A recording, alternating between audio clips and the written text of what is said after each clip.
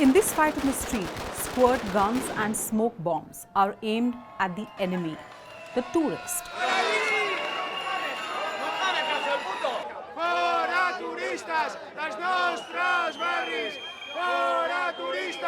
On Sunday, many residents came out on the streets of Barcelona to protest what they called overtourism.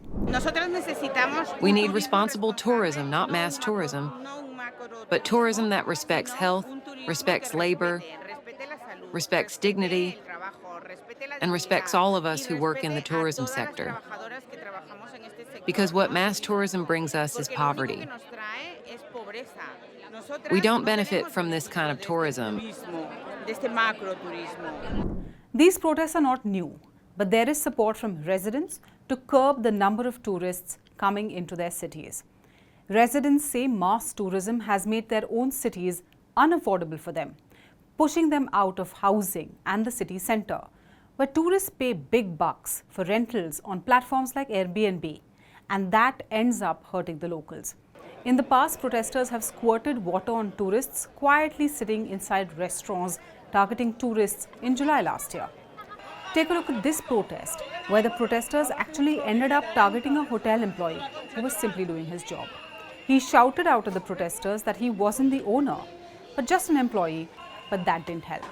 One protester kicked the smoke bomb inside the hotel. Others put tapes outside the hotel. I think we simply have to stop it. I mean, it's growing too much. Up to a certain point, tourism was fine, but now it's leaving us without homes, without our spaces in the streets, and that has to be stopped. We want an economy that brings prosperity to the city and benefits residents. That economy isn't tourism, we know it, because we've been living like this for years, and all it's brought us is more precariousness, more poverty, and people being forced to leave the city. We don't want to become another Ibiza.